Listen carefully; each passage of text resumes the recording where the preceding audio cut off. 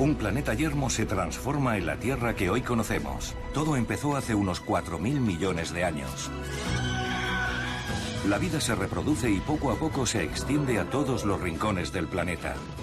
A lo largo de miles de millones de años, la evolución ha dado lugar a un número incontable de animales y plantas.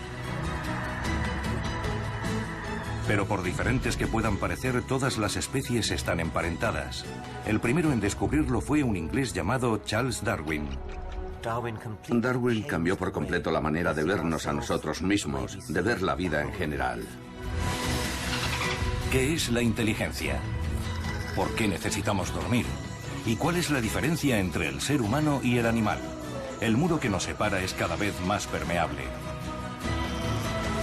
Una y otra vez las catástrofes han hecho estragos en la vida que puebla la Tierra, pero hasta ahora siempre ha logrado sobrevivir.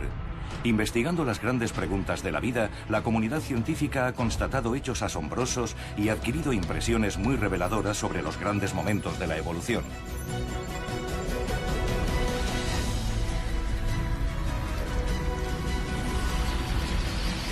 Grandes momentos de la evolución. El milagro de la vida. El origen.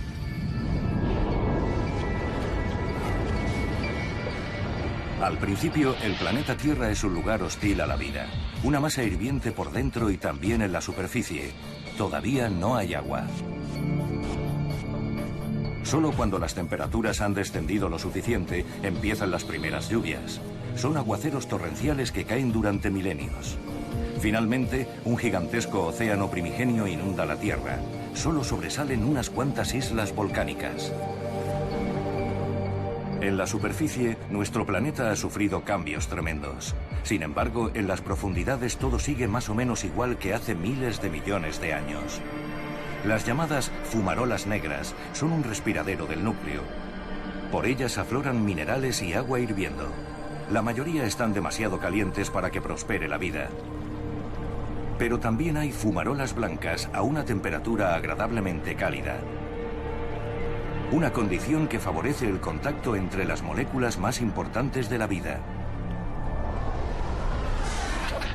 Aminoácidos, azúcar, bases nitrogenadas y grasas, que colisionan, forman compuestos y se descomponen. En una danza interminable, girando sin cesar durante millones de años, producen regularmente ARN, ácido ribonucleico, relacionado con nuestro material genético. En el proceso, las cadenas de moléculas almacenan información. La secuencia de bases coloreadas puede leerse como un texto revelador. Aunque no deja de ser química, no es la vida. Pero esta cadena tiene otra habilidad. Puede duplicarse. La fórmula como base de la vida se conserva y puede multiplicarse, toda una hazaña. Pero a este estado previo todavía le falta un rasgo decisivo, la protección frente al entorno. Con el tiempo también se soluciona este problema. Una envoltura grasa rodea la primera célula.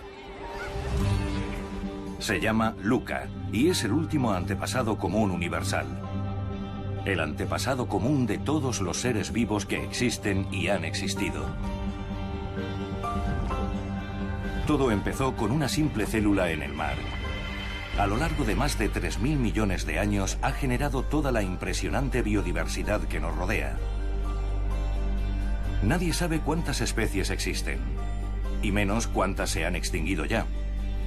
La comunidad científica ha clasificado en torno a 1.800.000 especies, pero podrían ser 100 millones. Es cierto que la evolución tuvo un lento comienzo, pero no ha dejado de acelerar el ritmo.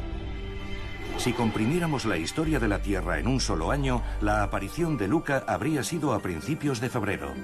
Hasta el verano no encontraríamos otra cosa que organismos unicelulares pululando por el océano.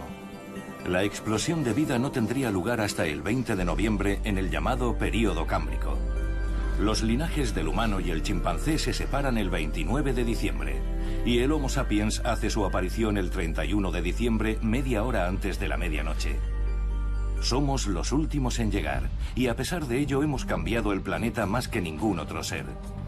¿Qué ha pasado entonces en los últimos minutos de nuestra propia evolución? Seguramente nadie puede responder mejor a esa pregunta que Jane Goodall. En su revolucionario trabajo con chimpancés ha hecho descubrimientos sin precedentes. Su vida ha girado siempre en torno a los animales. Solo quería vivir rodeada de animales y escribir sobre ellos, nada más. No tenía ninguna intención de ser científica. Naturalista, sí. Eso fue después de leer Tarzán de los monos o El Doctor Dolittle. Así que, lógicamente, no tenía la menor idea de dónde me iba a llevar el estudio. Jane tenía 23 años cuando su sueño se hizo realidad. Se le presentó la oportunidad de estudiar a los chimpancés en sus selvas originarias de Tanzania. Al principio solo encontraba rastros de su presencia. Sus lugares de descanso, por ejemplo. Cada día se internaba en la selva, pero los chimpancés huían en cuanto se percataban de su presencia. Las semanas se convirtieron en meses de adversidad y frustración. Jane se adaptaba rigurosamente al ritmo de los animales. Incluso pasaba la noche cerca de ellos para que se acostumbraran a la presencia de esta bípeda desconocida. Cuando empiezas algo, si es importante, nunca te rindes.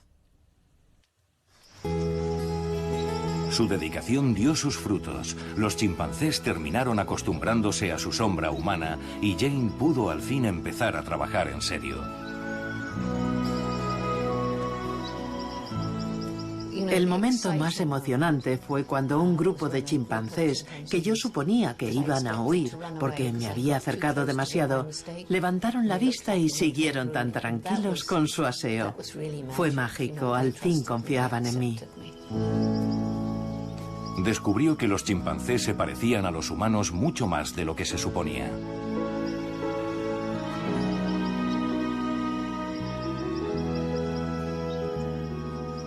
Podemos seguir el rastro de pequeños fragmentos de nosotros hasta los mismos comienzos de la evolución, las partes de nuestro cuerpo, por ejemplo.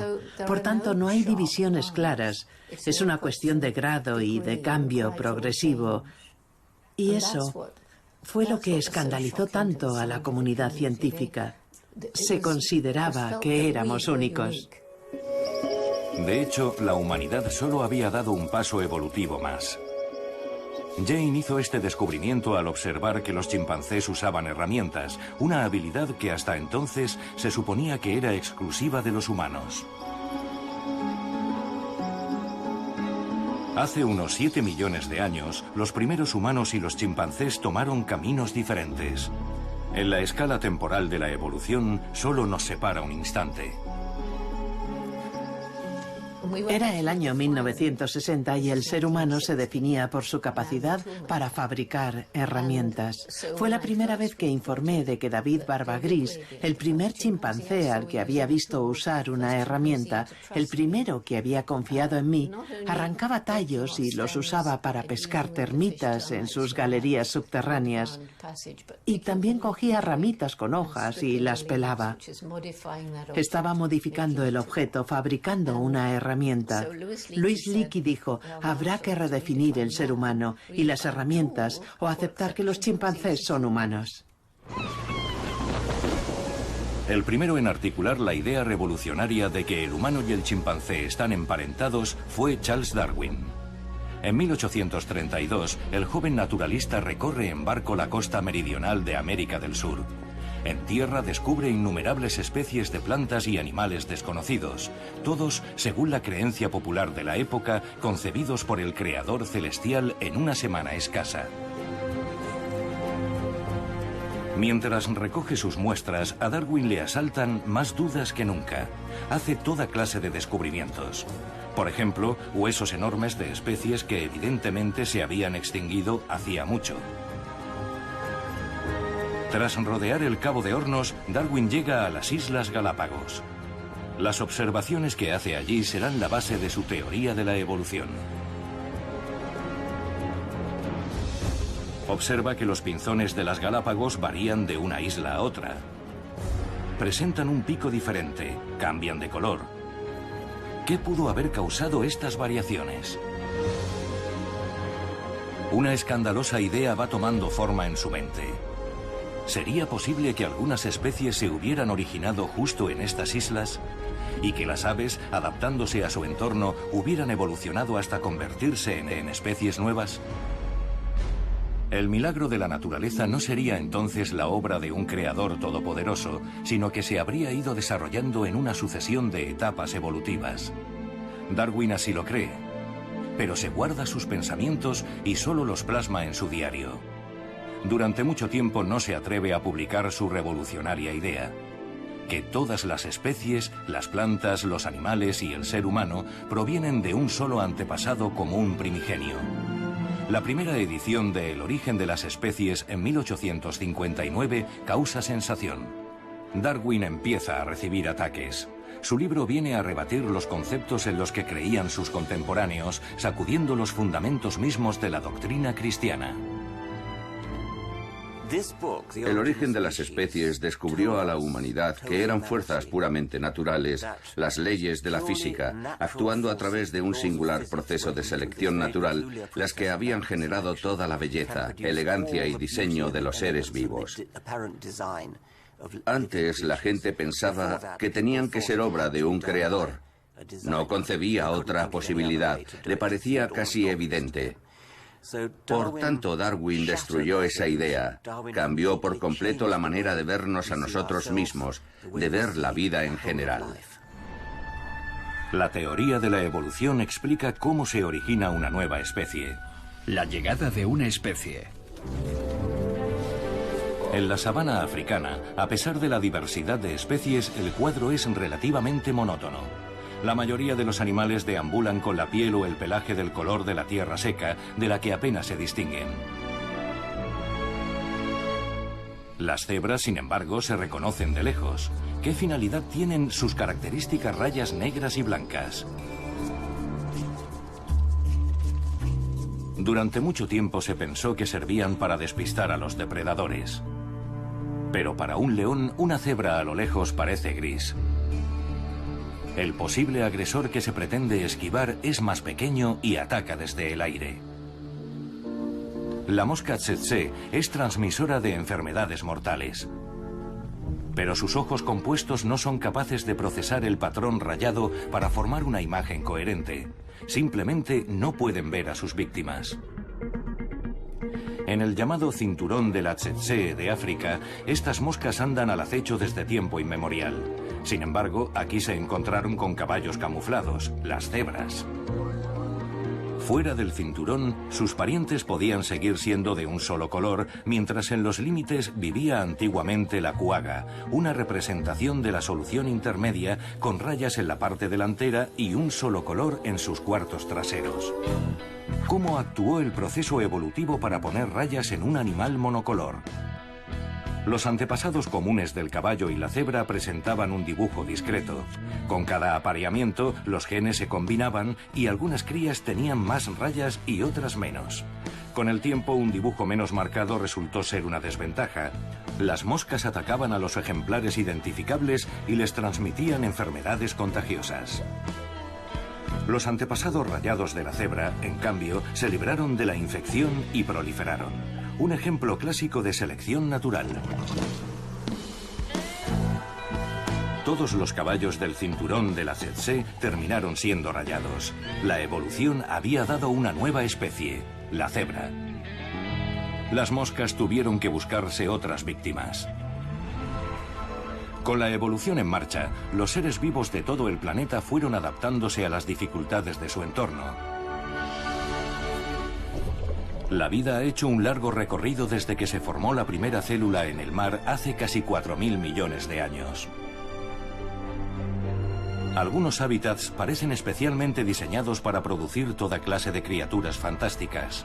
Los arrecifes de coral están entre los que cuentan con la mayor diversidad de especies. Bucear en ellos es como dar un paseo por una animada ciudad. Abundan las nuevas vistas, aunque a veces hay que mirar más de cerca. Cada coral es una maravilla en miniatura. Están habitados por algas microscópicas que producen oxígeno. La comunidad científica calcula que el número de especies que habitan un arrecife tropical y sus inmediaciones puede llegar al 1.000.000.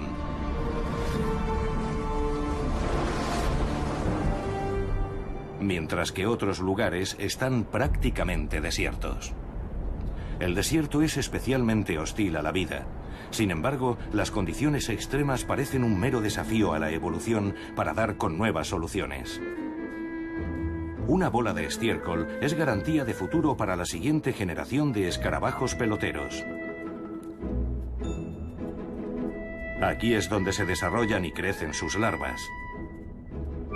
La evolución no es solo cuestión de adaptación física, también consiste en modificar y adaptar comportamientos. No parece que este escarabajo tenga aún respuesta ante una eventualidad, pero en millones de años sus descendientes puede que incluso hayan aprendido a solventar un derrame de arena. Da la impresión de que no hay nada que la naturaleza no haya previsto. Veamos el pulpo mimético. Es capaz de cambiar de apariencia en un instante para asemejarse a un habitante marino muy venenoso, ya sea la serpiente marina o el pez león. Su excelente visión le permite reproducir su imagen a la perfección. En cambio, uno de sus parientes lejanos tiene literalmente visión borrosa. El nautilo es miope. Cuando esta especie era joven, sus ojos eran lo más avanzado que había, y es evidente que desde entonces no ha hecho falta modificarlos. Visión. El mundo cambia cuando eres capaz de verlo. Recibes muchas más aportaciones del entorno. Puedes detectar depredadores a gran distancia, avistar presas desde lejos. Tienes más información, más datos que procesar. Es posible que la vista haya marcado decisivamente la evolución del cerebro y también que haya acelerado la evolución en general. Casi todos los seres vivos dependen de ella. Todos, desde la rana al ser humano, observamos el mundo que nos rodea. Vemos y somos vistos. La evolución de la vista es uno de los mayores logros de la naturaleza. Durante millones y millones de años, cada especie ha desarrollado los ojos que necesitaba para sobrevivir. Los camaleones tienen una visión panorámica casi perfecta. Pueden mover cada ojo de manera independiente. Una vez localizada, su presa no tiene escapatoria.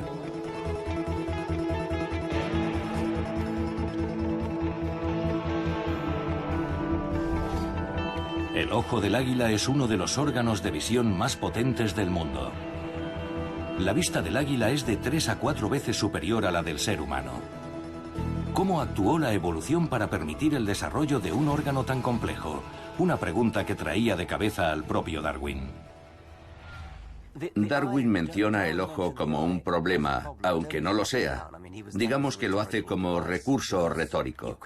Porque cabe imaginar, y se puede encontrar en todo el reino animal, la serie completa de ojos que representan todas las etapas intermedias de su evolución, desde la ausencia casi total de visión y una simple mancha sensible a la luz, hasta el complejo modelo ocular del ser humano o del pulpo.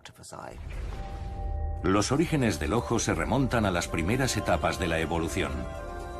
Organismos unicelulares como los del género Euglena ya presentan una mancha ocular que funciona como un sensor y les indica la dirección de la luz. Otro ejemplo es el ojo plano de la medusa, que le permite distinguir la luz de la oscuridad. Siguiente paso, el ojo cameral. Así ven el mundo los mejillones y las serpientes. Cuanto más pequeño es el iris, más aguda es la visión. El caracol comestible tiene una minúscula lente para captar la luz.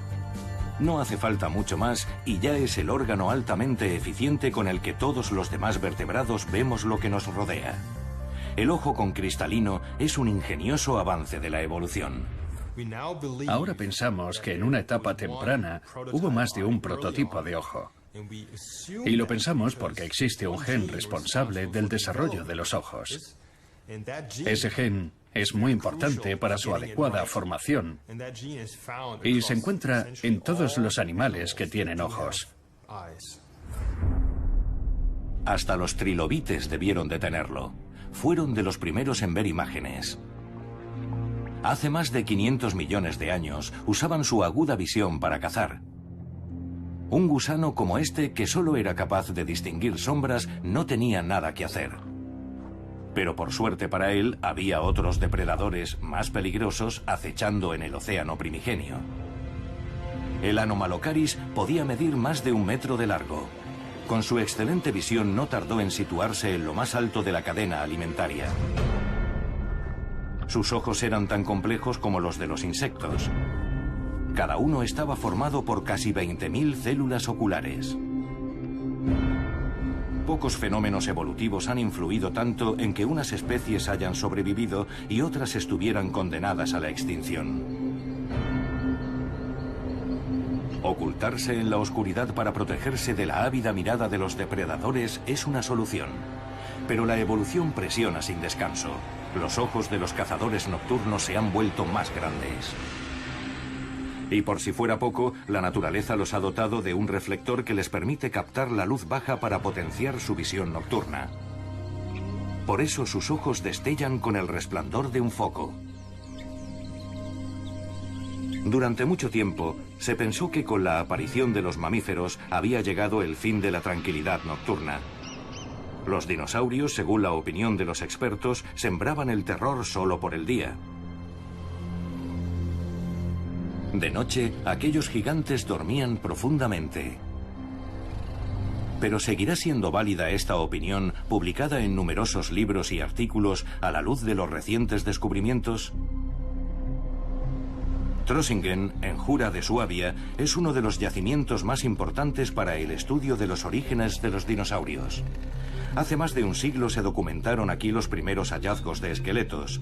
El sur de Alemania es un tesoro de fósiles. En ningún otro sitio han aparecido tantos huesos de plateosáuridos. La apariencia de estos herbívoros ha podido establecerse en gran medida, pero reconstruir su forma de vida no es tan fácil. Y como la investigación ha demostrado, siempre hay lugar para la sorpresa.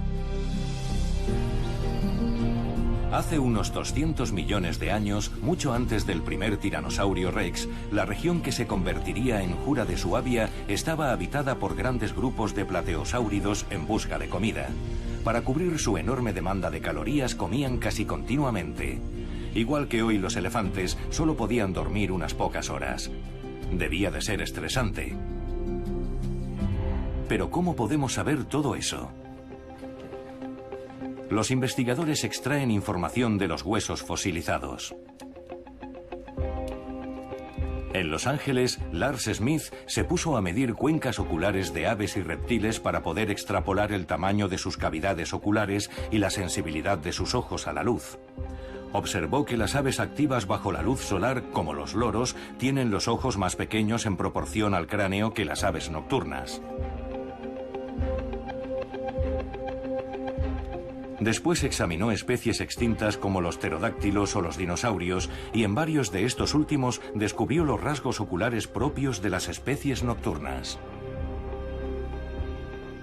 Los resultados fueron una sorpresa. No esperábamos encontrar tantos dinosaurios nocturnos. Dudé de mis resultados, los comprobé una y otra vez y volví a medir cada espécimen. Repetí los análisis. Nunca se puede afirmar con rotundidad, ya que con los animales extintos siempre cabe la incertidumbre. Pero es probable que muchos de estos dinosaurios estuvieran activos por la noche. Uno de los mejores preparados para la caza era el Trodon. Tenía unos ojos enormes y de todos los saurios era el que tenía el cerebro más grande en proporción al tamaño del cuerpo. Y es posible que llegaran a usarlo para maquinaciones tácticas. Los científicos creen que los Trodon tenían inteligencia suficiente para rodear a sus víctimas y aislar a una cría indefensa. Mucho antes de la era de los dinosaurios, la visión ya había sido un factor decisivo en la configuración del mundo. Un mundo nuevo. El período cámbrico, más de 500 millones antes de nuestra era, fue uno de los momentos decisivos de la evolución. Los fósiles hablan de unas condiciones bastante desagradables. Cazadores y presas habían iniciado una verdadera carrera armamentística. Había una explosión de vida. La evolución daba paso a nuevas especies cada vez más rápido. La opavinia, provista de 5 ojos como mínimo y visión panorámica total. Otros se pusieron armadura como el Trilobites con su exoesqueleto. Otros, bordes afilados y púas venenosas, pequeñas pero muy efectivas. El gusano Alucigenia tenía dientes afilados como agujas. A pesar de su extraño aspecto, fue un precursor directo de los gusanos e insectos. El período cámbrico sentó las bases para la aparición de la fauna actual. Desde entonces, la contienda entre depredador y presa es un elemento imprescindible de la evolución. Es un espectáculo impresionante de enfrentamiento y cooperación. Como aquí, en el mar. Las sardinas están atrapadas sin remedio.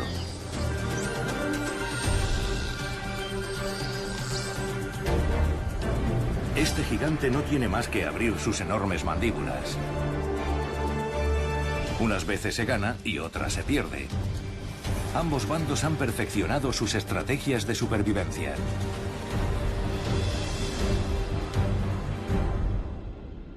Para los que están al final de la cadena alimentaria es sin duda una masacre. Pero dado que sus especies han sobrevivido, algo tienen que haber hecho bien. Respecto al cazador, huelga decirlo. Sin embargo, no siempre es una mera cuestión de luchar para llenar el estómago. La disputa por el hábitat y sus recursos puede llevar a algunas especies a declararse la guerra. Ya viven en un paraíso. Sus higueras son las mejores en muchos kilómetros a la redonda. Y todos aspiran a tomar posesión de ellas. Este grupo vecino de chimpancés ha decidido ir a la guerra.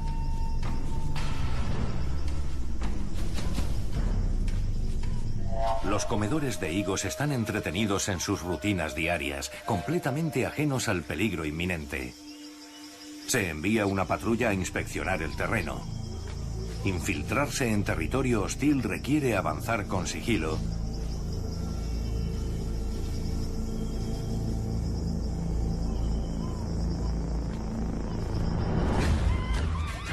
Para después cargar con todo el ímpetu. Comienza la batalla.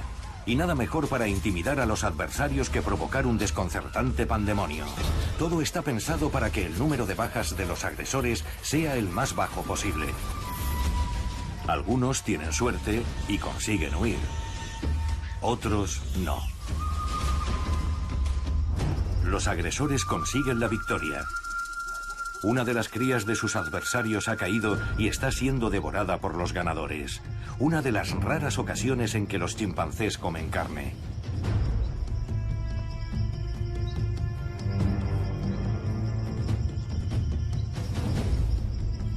Algo que a nosotros nos parece brutal y cruel. La primera vez que hablé de estas guerras no me creyeron, me atacaron y hasta un reputado científico llegó a decirme que no les diera tanta importancia. ¿Por qué? Porque si esta forma primitiva de guerra es un comportamiento común a los humanos por un lado y a los chimpancés por el otro, es que seguramente nos ha acompañado en todo nuestro recorrido evolutivo y por tanto la violencia y la guerra son inevitables.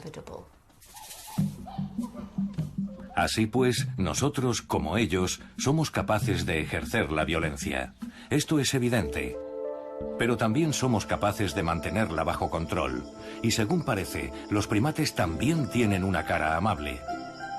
Una faceta con la que nos resulta mucho más fácil relacionarnos. Freddy es un macho adulto.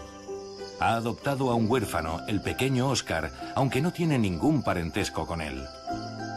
Un chimpancé sin madre no tiene posibilidades de sobrevivir. A veces sus hermanos mayores se hacen cargo de él, pero Oscar no tiene hermanos. Freddy comparte su comida con él y le enseña todo lo que necesita saber para sobrevivir.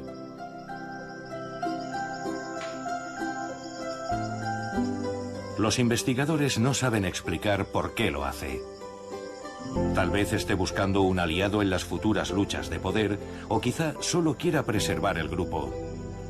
Incluso podría tratarse de un acto totalmente desinteresado.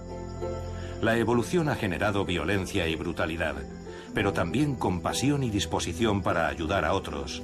Los mamíferos necesitan todos estos atributos sin excepción para sobrevivir, y muy especialmente nosotros y nuestros parientes más cercanos. Hace unos 7 millones de años, el ser humano y el chimpancé tomaron caminos separados. Hoy su mundo es radicalmente distinto del nuestro. El ser humano se ha extendido hasta los rincones más alejados del planeta. Ya somos 7.000 millones de individuos. ¿Qué ha permitido triunfar a nuestra especie? En términos de fuerza física, solo estamos en la media. Lo que nos ayuda a prosperar es nuestra capacidad de cooperación. Salimos victoriosos sumando esfuerzos. Por separado, habríamos fracasado. En el Instituto Max Planck de Antropología Evolutiva en Leipzig, los investigadores trabajan para determinar qué nos diferencia de los primates antropoides. Han preparado un test para niños. No tienen forma de llegar a las canicas si no cooperan. Se ha despertado su interés. El monstruo de las canicas exige ser alimentado.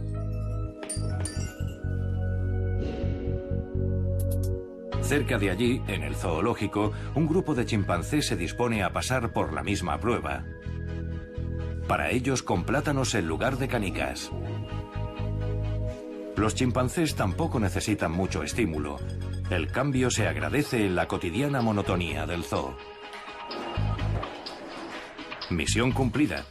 Es evidente que no hace falta comunicación verbal para triunfar. Pero ¿y si solo uno consigue la recompensa?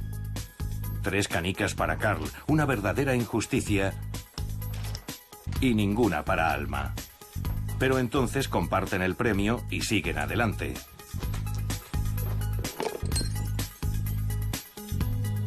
Entre los chimpancés le ha tocado a Frodo quedarse sin recompensa. Si no hay plátano, no hay diversión. Sin una recompensa pierde el interés. Su compañero, actuando por su cuenta, no tarda en fallar. Al final, ambos se quedan con las manos vacías. A diferencia de los niños, los chimpancés normalmente suspenden la cooperación si solo un miembro obtiene beneficios. Este comportamiento social, aunque parezca insignificante, pudo ser decisivo. Mientras el simio no asimiló la lección, el humano acumuló aprendizaje de experiencias como esta y abrió nuevos horizontes para su especie. Tenemos lenguaje, cultura, tecnología. Tenemos la capacidad de comunicarnos. Habilidades como fabricar máquinas, automóviles, ordenadores. Somos radicalmente distintos de las demás especies y radicalmente distintos de como éramos hace 100.000 años, antes de empezar a desarrollar una cultura y una tecnología avanzadas. Ningún otro ser vivo ha desarrollado un medio de comunicación tan complejo como el nuestro. El lenguaje nos permite expresar conceptos y pensamientos complejos, a diferencia de la abeja, el loro o el elefante. Sin embargo, los animales también tienen mucho que decirse entre ellos. Se comunican de maneras muy diversas. Comunicación.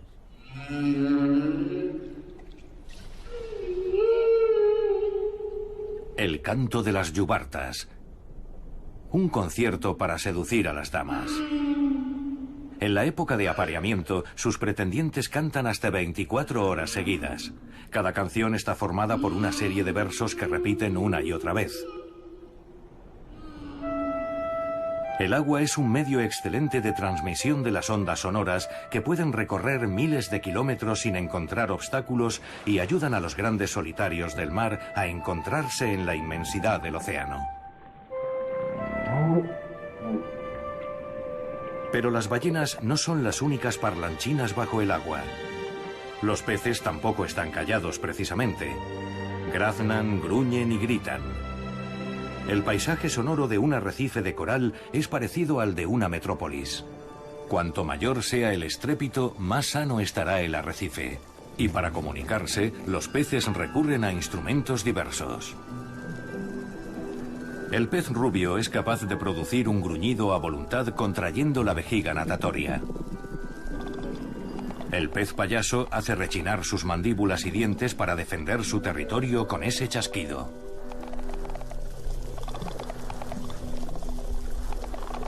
Los científicos acaban de empezar a descifrar los complejos patrones acústicos que utilizan los peces. En cambio, las voces de las aves son objeto de una exhaustiva investigación desde hace décadas. En el apareamiento, las aves usan medios visuales y acústicos.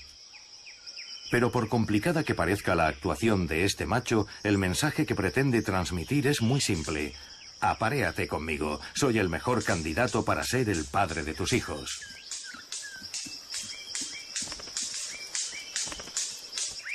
La misma canción se repite en todo el mundo, y casi siempre hay una respuesta.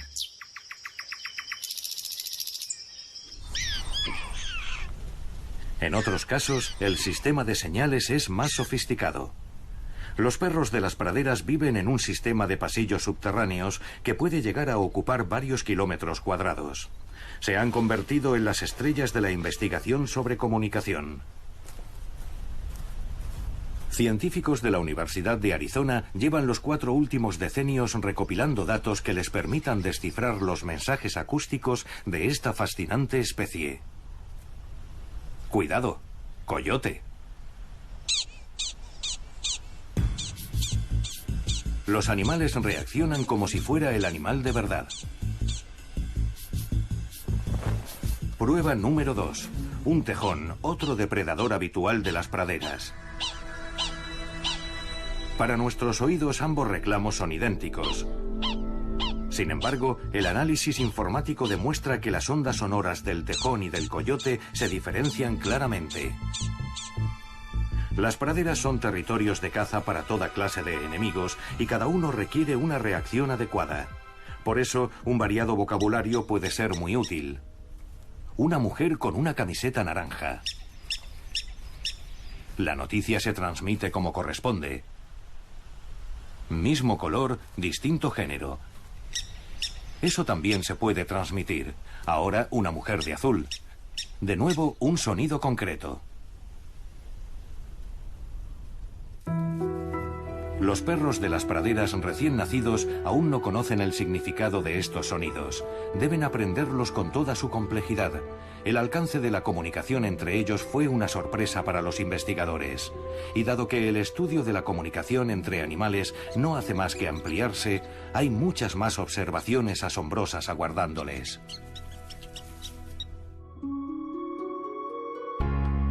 El psicólogo estadounidense Winthrop Kellogg optó por un enfoque diferente. En los años 30 tuvo la idea de criar a una hembra de chimpancé recién nacida, Gua, junto a su hijo Donald. ¿Seguirían al criarse en el mismo entorno los mismos patrones de desarrollo? En lo referente a comer y beber no hubo problemas, y era habitual que el bebé chimpancé sobresaliera en el aprendizaje. ¿Pero empezaría Gua a hablar? Por entonces se consideraba que el lenguaje y la inteligencia estaban estrechamente relacionados. Pero Gua nunca habló. En cambio, el pequeño Donald empezó a imitar los sonidos del chimpancé. Fue entonces cuando sus progenitores decidieron poner fin al experimento. Hoy sabemos que los chimpancés, debido a su anatomía, están físicamente incapacitados para hablar. ¿Qué es la inteligencia?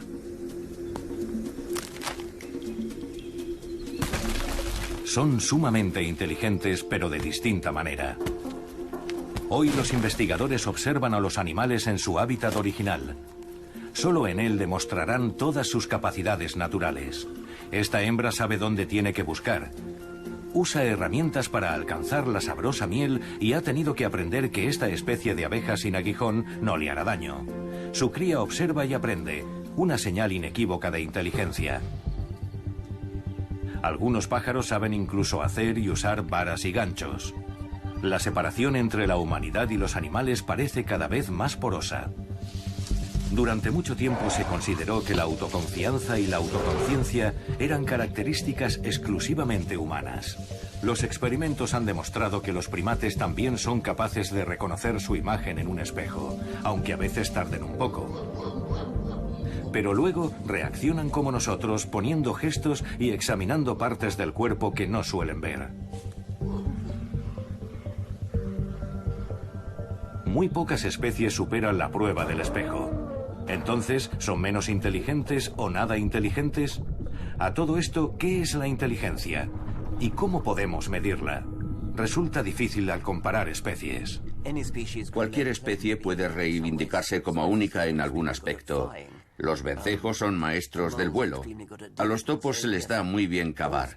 Todas las especies, o muchas de ellas, tienen su propia singularidad. Y nuestra singularidad es lo que más valoramos, porque nos ha permitido en gran medida conquistar el mundo. Pero en la evolución nada permanece estático. No sabemos si en un futuro lejano seremos sustituidos por algún otro ser. En los montes de Nueva Zelanda, la evolución ha creado un ave especialmente astuta. Los keas están entre las aves más inteligentes. Son inquisitivos, pero su afán por investigar no siempre es grato para los que sufren sus exploraciones. Cerca de Viena han puesto en marcha un experimento para determinar el verdadero alcance de su astucia. A Kermit le encantan los retos. Supera el primer obstáculo en cuestión de segundos.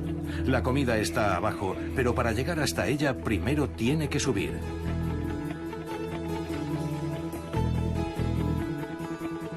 Así está mejor. Se deshace de las barras. Varios obstáculos se interponen en su camino y cada vez debe encontrar una nueva ruta para triunfar. La mayoría de las demás especies abandonarían enseguida ante tanta dificultad. Pero Kermit es tenaz y finalmente usa el pico como una tercera extremidad.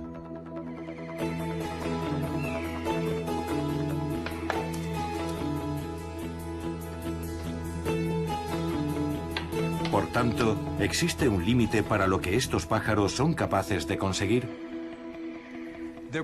Probablemente lo hay, pero todavía no hemos llegado a él. La mayor dificultad está en diseñar experimentos y tareas que pongan a prueba capacidades más complejas de su inteligencia y que al mismo tiempo sigan siendo evidentes para que entiendan lo que tienen que hacer y cómo superar la prueba sin recibir ninguna comunicación de nosotros. Las duras condiciones de vida en los montes que habitan han enseñado a los keas que una estrecha interacción social es beneficiosa. Viven en grupos de tamaño variable y aprenden continuamente a través del juego nuevas técnicas de recolección de alimentos, así como estrategias para resolver conflictos.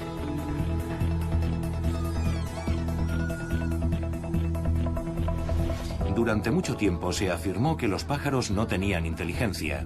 Hoy sabemos que su cerebro está densamente poblado de células nerviosas. Por tanto, distintas líneas de desarrollo pueden llevar perfectamente a resultados parecidos.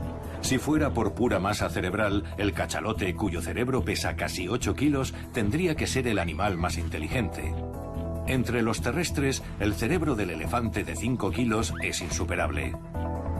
Sin embargo, solo tiene sentido establecer comparaciones entre especies estrechamente emparentadas.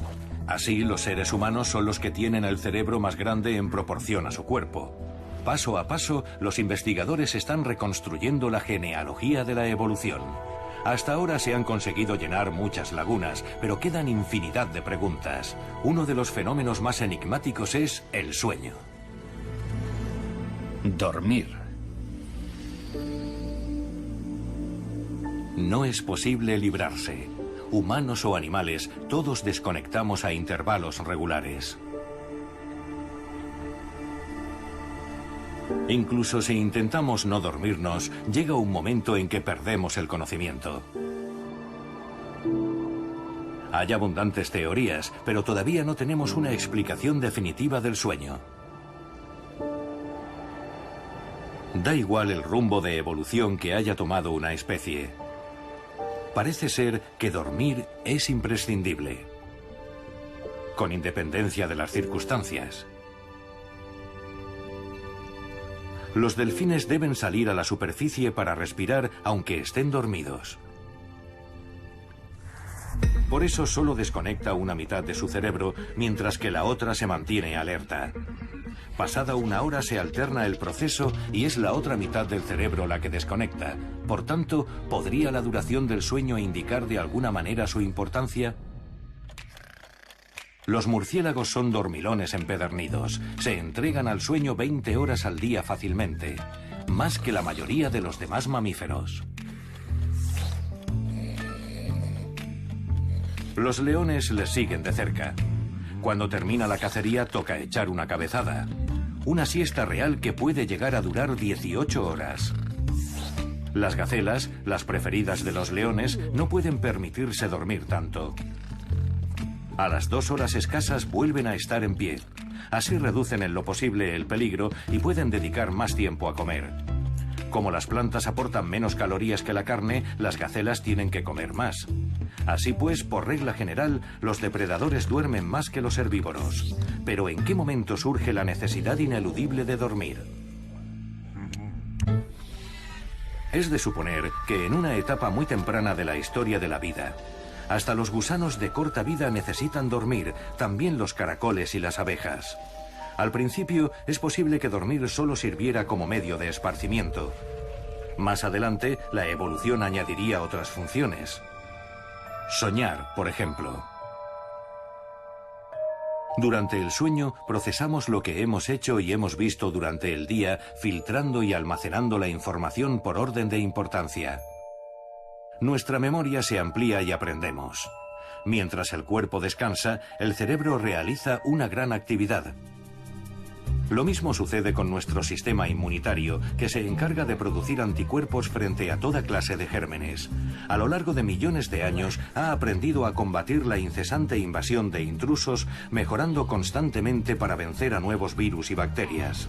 Con todo, algunos virus consiguen derrotar a nuestras células.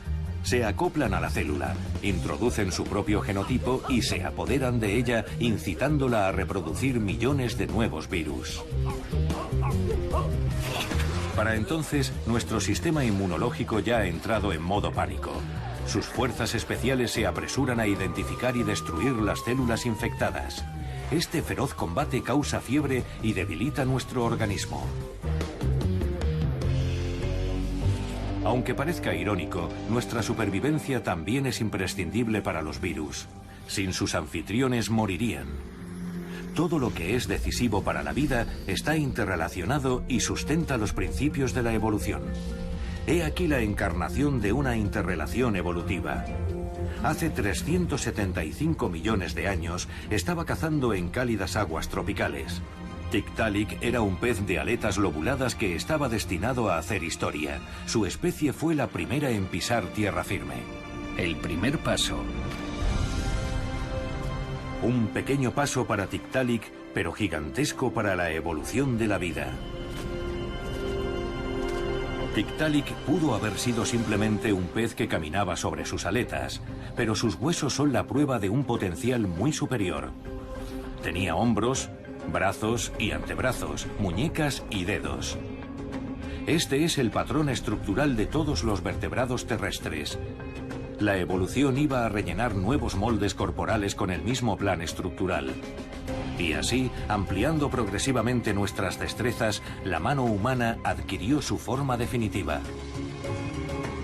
La evolución garantizó que todas las especies desarrollaran exactamente el tipo de extremidades que necesitarían para sobrevivir. Y vistos los resultados, cuesta creer que pudiera haber existido otra opción. Su diversidad puede parecer asombrosa, pero sus orígenes comunes están literalmente en sus huesos. En los adultos, estos comienzos ya son difícilmente reconocibles, pero en los primeros estadios la cosa cambia.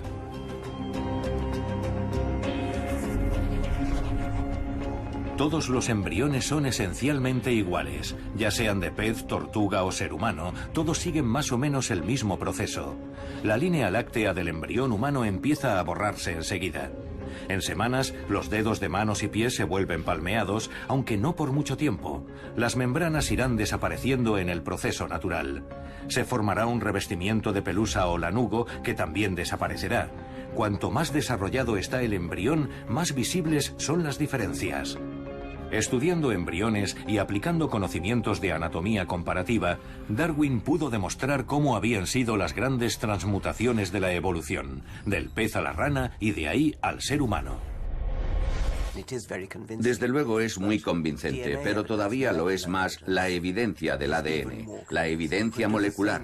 Lo mismo que hizo Darwin con los esqueletos puede hacerse con el ADN. Y como el ADN es texto, son cadenas kilométricas de letras de un alfabeto de 4 letras, se pueden comparar las de un animal o planta con las de otro animal o planta. Y así obtener la medida exacta de la diferencia entre ambos. Cuando haces eso, descubres que el patrón de semejanzas encaja en un árbol jerárquico perfecto. Ese rastreo genealógico ha demostrado que Tiktaalik fue el progenitor de todos los vertebrados terrestres. Se cree que su salida a tierra firme no fue voluntaria. Probablemente se le estaban acabando las posibilidades de sobrevivir en un medio acuático plagado de tiburones. En tierra firme estaría a salvo de momento. Tiktaalik salió a un mundo nuevo.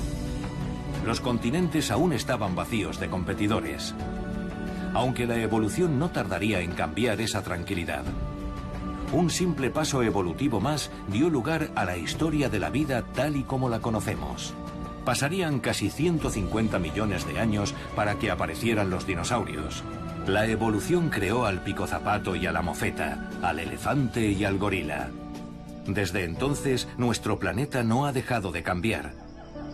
Solo hay una cosa que parece imposible para la evolución: detenerse.